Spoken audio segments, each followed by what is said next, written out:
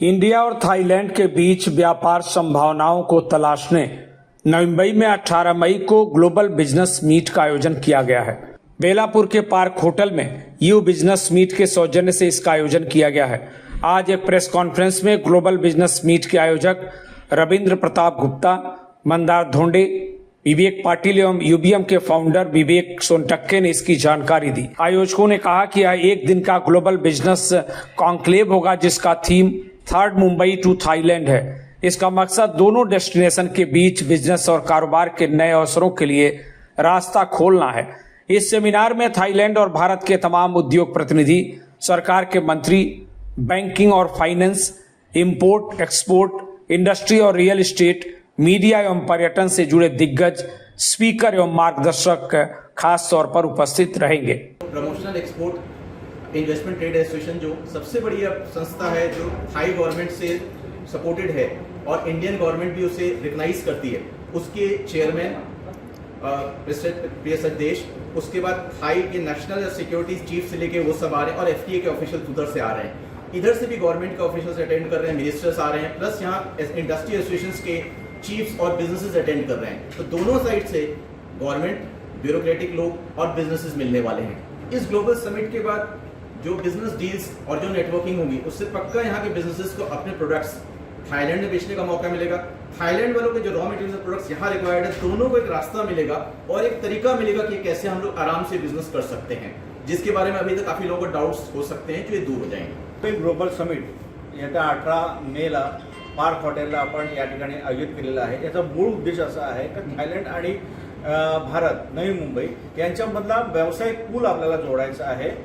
ज्या पद्धतीने आपले हजारो लाखो पर्यटक थायलंडला जातात, त्या तिकडची प्रगती बघतात, त्यावेळेला आपल्याकडच्या उद्योजकांच्या मनात सहज येतं का आपला सुद्धा या ठिकाणी एक छोटासा उद्योग असला तर, पण कसं करायचं, का कसं ते शक्य होईल, ह्या सगळ्या प्रश्नांची उत्तर आमच्या या समिटमध्ये मिळणार आहे। तुम्हाला जर तिथे इन्व्हेस्टमेंट करायचं, आपलं छोटा गाव असेल, आपण आपला उद्योग जर तिथे सुरू करायचा असेल तर या ठिकाणी आम्ही अशा प्रकारची पाहुणे बोलवलेत आणि थायलंडचे तिकडचे जे अथॉरिटीज आहेत, जे तिकडे तुम्हाला कोणत्याही प्रकारची अडचण येऊ नये यासाठी प्रयत्न केला जाणार आहे। म्हणजे तो आपली इन्व्हेस्टमेंट तिथे होऊ शकते। आणि त्याचबरोबर नवी मुंबईमध्ये जे थायलंडचे जे तिकडचे उद्योजक आहेत त्यांना जर नवी मुंबईत या ठिकाणी जर इन्व्हेस्टमेंट करायची असेल तर तो प्लॅटफॉर्म सुद्धा आपण या ठिकाणी उपलब्ध करून देणार, जेणेकरून भारत आणि थायलंड या दोघांमधला व्यावसायिक पूल या ठिकाणी होणार आणि नवी मुंबईमध्ये आपण तो या ठिकाणी इनिशिएटिव्ह घेतो आणि नवी मुंबईच्या लोकांना जास्तीत जास्त याचा फायदा व्हावा यासाठी आम्ही हा समिटचा आपण आयोजन केलेला है। हमने 40 साल में नवी मुंबई की डेवलपमेंट देखी, पर आज थर्ड मुंबई में जो इन्वेस्टमेंट करेगा वो 10 साल तक कैसे आ सकता है, इसके लिए हमें गवर्नमेंट को इस इवेंट के जरिए या बिजनेसमैन को या लोगों को, नेशनल इंटरनेशनल को अपील करना है कि हम जल्दी से जल्दी करें, ताकि हमारी अगली जनरेशन, मराठी में भी बोलता हूँ, कारण आपली पुढची जनरेशन ज्या पद्धतीचं एज्युकेशन घेईल, ज्या पद्धतीचं प्लॅनिंग आतापर्यंत सिडको किंवा देवेंद्र फडणवीस साहेबांनी जे प्रेझेंट केले वेगवेगळ्या माध्यमातून, ते जर प्लॅनिंग व्यवस्थित झालं तर US, अमेरिका, दुबई यापेक्षा उत्तम शिक्षण, उत्तम मेडिसिटी, उत्तम राहण्याची व्यवस्था होईल आणि भारताला एक नवीन दर्जा मिळेल। त्यामुळे आपण अतिशय भाग्यवान आहोत की आपल्याकडे एक नवी मुंबई एअरपोर्ट आहे, JNPT आहे आणि विश्वातला एक हॉटस्पॉट टॉप 10 मध्ये आपण येतो।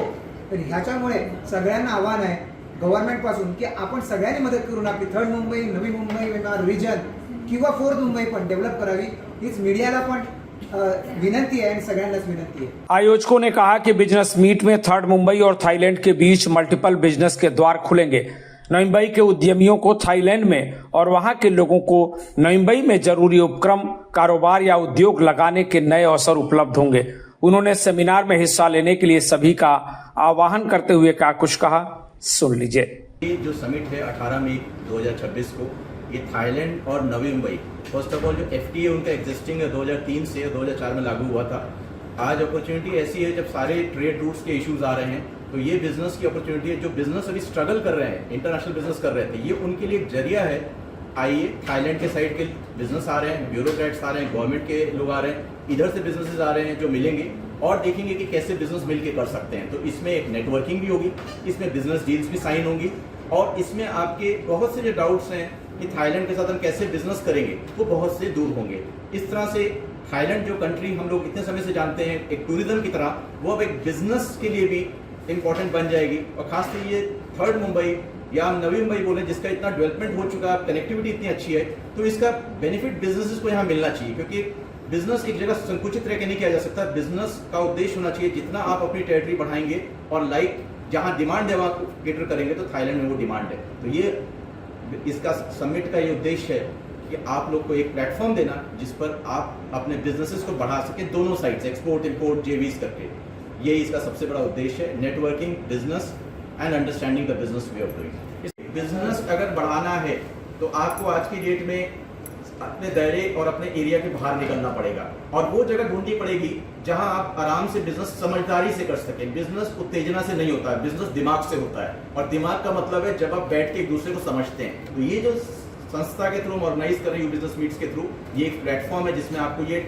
दिमाग टाइम के साथ मिलेगा जब इंटरेक्ट करेंगे 18 मई को आके इस प्रोग्राम में एक दूसरे के साथ। Bureau report, TV1 India. Latest updates और ताजा तरीन खबरों के लिए TV1 इंडिया लाइव को सब्सक्राइब कीजिए और नोटिफिकेशन पाने के लिए बेल आइकॉन को दबाना मत भूलिए।